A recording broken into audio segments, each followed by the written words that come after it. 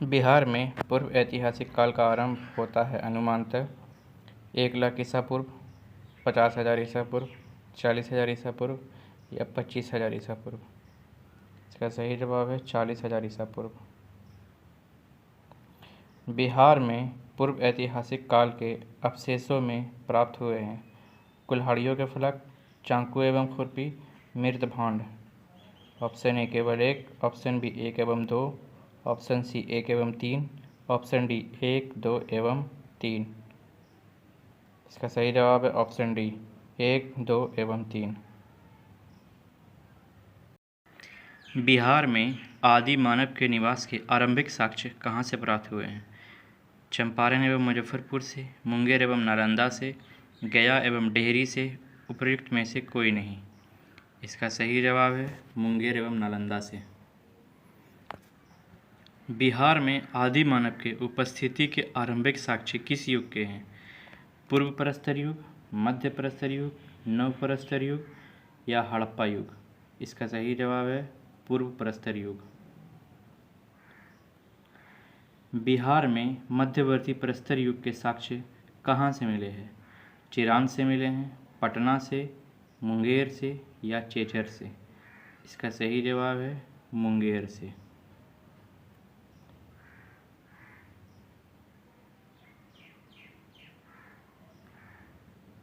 बिहार में चिरांद जो सारण में पड़ता है एवं चेचर जो वैशाली में पड़ता है से किस युग के अवशेष के प्राप्त हुए हैं?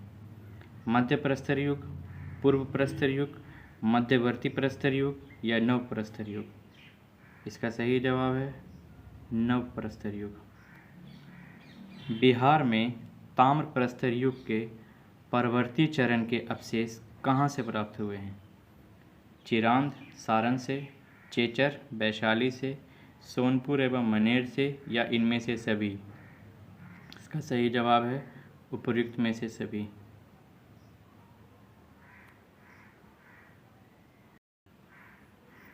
अब आगे बात करते हैं ऐतिहासिक काल का आरंभ बिहार में कैसे हुआ। बिहार सहित पूर्वी भारत में आर्यों का आगमन हुआ था अनुमानतः ऋग्वैदिक काल में, महाजनपद काल में, उत्तर वैदिक काल में या इनमें से कोई नहीं। इसका जवाब है उत्तर वैदिक काल में। उत्तर वैदिक काल लगभग 800 ईसा पूर्व में।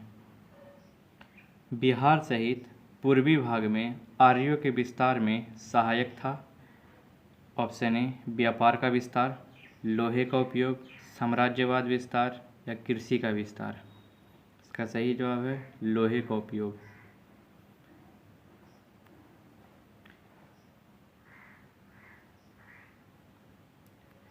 रुति एवं किंवदंती के अनुसार महाभारत युद्ध के समय बिहार में मुख्य राज्य कौन कौन थे? मगध एवं विदेह, अंग एवं लिच्छवी, उपर्युक्त ए और बी दोनों या इनमें से कोई नहीं। इसका सही जवाब है उपर्युक्त ए और बी में से दोनों यानी मगध, विदेह, अंग एवं लिच्छवी सभी थे। वेद के किस ग्रंथ में बिहार के विदेह राज्यों में आर्यों के आगमन तथा निवास का साक्ष्य विवरण मिलता है? शतपथ ब्राह्मण, ऐतरेय ब्राह्मण, तैत्तिरीय ब्राह्मण या गोपद ब्राह्मण। इसका सही जवाब है शतपथ ब्राह्मण। बिहार का कौन सा प्राचीन राज्य आरंभ में बहुत दिनों तक आर्यव्रत के बाहर था तथा अनार्य जाति के लोगों का आवास स्थल रहा था? तिरहुत, विदेह, मगध या उपर्युक्त में से कोई नहीं। इसका सही जवाब है मगध। बिहार में उपनिषद काल में ब्राह्मण धर्म तथा ज्ञान का महान केंद्र था। अंग, लिच्छवी, विदेह, मगध। इसका सही जवाब है विदेह। अथर्ववेद में ब्रात्य शब्द का प्रयोग किस राज्य के लोगों के लिए किया गया है? विदेह, मगध, कुरु या अंग। इसका सही जवाब है मगध। बिहार का कौन सा राज्य उत्तर वैदिक काल का एक महत्वपूर्ण राज्य था? मगध, अंग, वज्जी या विदेह? इसका सही जवाब है विदेह।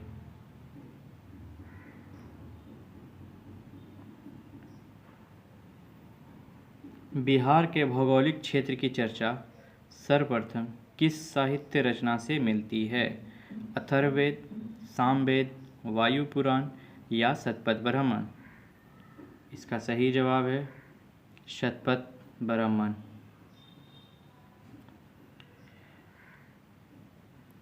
अब नेक्स्ट हम लोग महत्वपूर्ण टॉपिक्स से क्वेश्चन कवर करेंगे। महाजनपद। 6ठी शताब्दी ईसा पूर्व में भारत में 16 महाजनपदों का उदय हुआ। इनमें से कितने महाजनपद वर्तमान बिहार के क्षेत्र में स्थित थी? 2, 3, 4 या 5? इसका सही जवाब है 3। बिहार में 16 महाजनपदों में से 3 महाजनपद बिहार में थे। अगला क्वेश्चन देखते हैं। निम्न में से कौन सा महाजनपद वर्तमान बिहार के क्षेत्र में नहीं था? अब इस क्वेश्चन का मतलब है कि बिहार में 3 महाजनपद थे, तो 3 महाजनपद में से एक ऐसा कौन महाजनपद था जो कि बिहार में नहीं था? पहला अंग, वज्जी, वत्स या मगध? इसका सही जवाब है वत्स। वत्स 16 महाजनपदों में वो महाजनपद था जो कि बिहार में मौजूद नहीं था। वत्स महाजनपद इलाहाबाद के आसपास उत्तर प्रदेश में पाया जाता है, जिसकी राजधानी कौशाम्बी थी। अगला क्वेश्चन देखते हैं। बिहार के किन क्षेत्रों में अंग महाजनपद स्थित था? पटना एवं गया, मुजफ्फरपुर एवं वैशाली, भागलपुर एवं मुंगेर, उपरोक्त में से कोई नहीं। अंग जनपद वर्तमान के भागलपुर, मुंगेर एवं बांका सारे आते हैं, तो इसका सही जवाब है भागलपुर एवं मुंगेर। यहाँ की राजधानी चंपा थी। अगला क्वेश्चन वही है। अंग महाजनपद की राजधानी कहाँ थी? गया, गृहब्रज, वैशाली या चंपा? जैसे कि हमने अभी बताया, अंग महाजनपद की राजधानी चंपा थी। इसका एक्सप्लेनेशन ये दिया हुआ है कि बुद्ध के समय तक चंपा की गणना भारत के 6 महानगरियों में से की जाती थी। तो बुद्ध के समय बिहार में वैसे 6 महानगर थे, जिनमें से एक चंपा भी थी जो अंग महाजनपद की राजधानी थी। बिहार के पटना तथा गया का जिला किस महाजनपद में सम्मिलित है? अंग, मगध, वज्जी या आश्मक? इसका सही जवाब है मगध। वर्तमान का पटना और गया मगध महाजनपद के अंतर्गत आता था। अब अगला प्रश्न। मगध महाजनपद की राजधानी थी गृहब्रज, राजगीर, पाटलिपुत्र वर्तमान का पटना या गया या चंपा? इसका सही जवाब है गृहब्रज वर्तमान का राजगीर।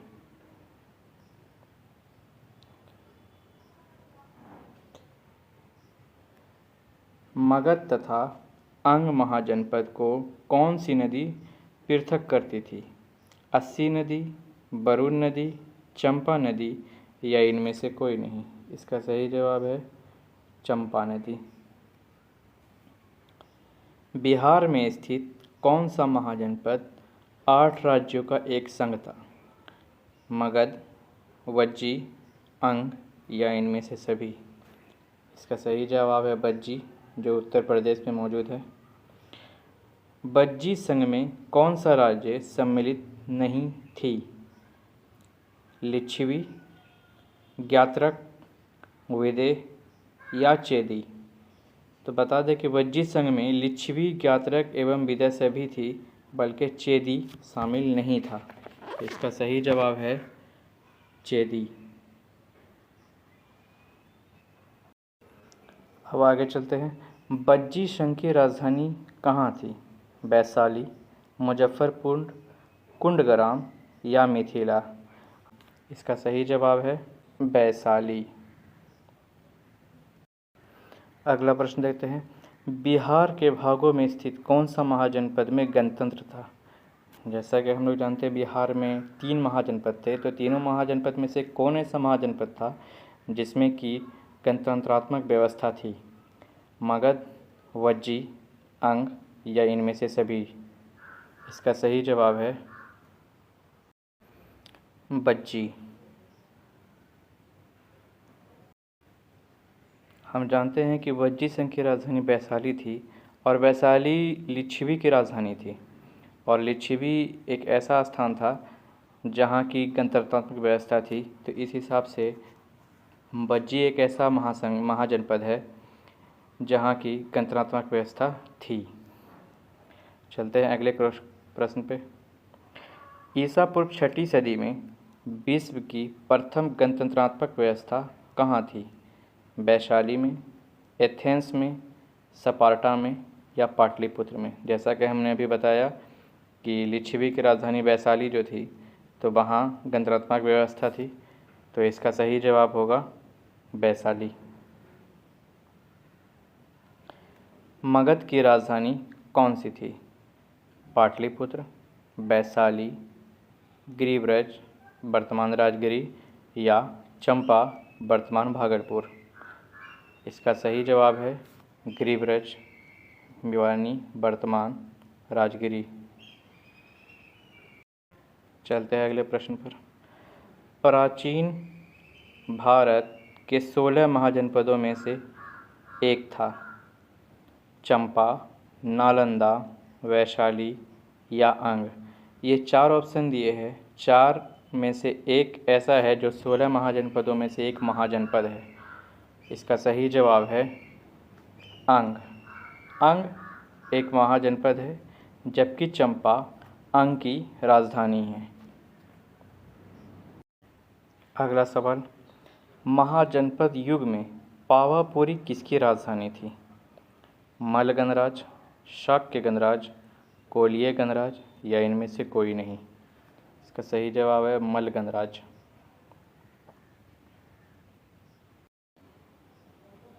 आइए महाजनपदों के बारे में हम कुछ और थोड़ा जान लेते हैं।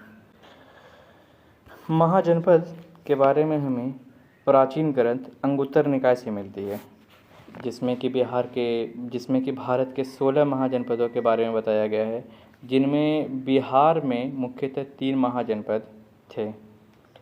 अब इन महाजनपदों के बारे में हम जान लेते हैं और उसकी राजधानी। पहला महाजनपद अंग महाजनपद था, जिसकी राजधानी चंपा थी और जिसका क्षेत्र वर्तमान के भागलपुर एवं मुंगेर था। दूसरा महाजनपद मगध था, जिसकी राजधानी गिरिब्रज राजगिरी थी, जिसका वर्तमान क्षेत्र पटना और गया है।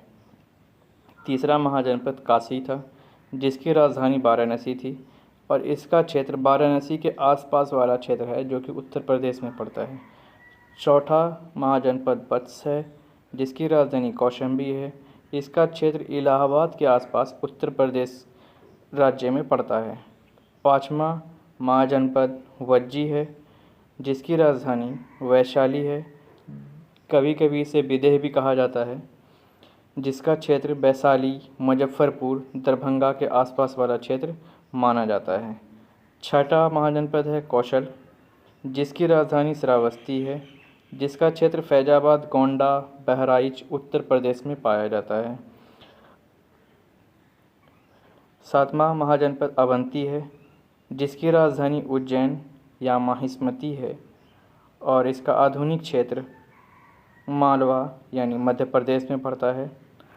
आठवां महाजनपद मल्ल है, जिसकी राजधानी कुशावती है, जिसका आधुनिक क्षेत्र देवरिया, बस्ती, गोरखपुर यही सब पाया जाता है, जो वर्तमान के उत्तर प्रदेश राज्य में स्थित है।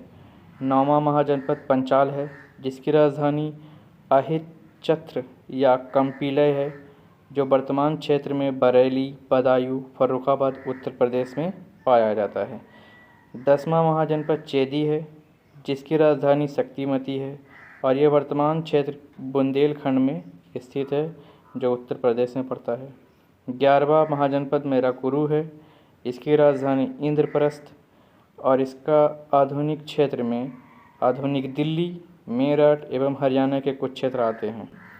12वां महाजनपद मत्स्य है, जिसकी राजधानी विराटनगर और इसका आधुनिक स्थान आधुनिक दिल्ली, ये माफ़ कीजिएगा, 12वां महाजनपद हमारा मत्स्य है, जिसकी राजधानी विराटनगर है।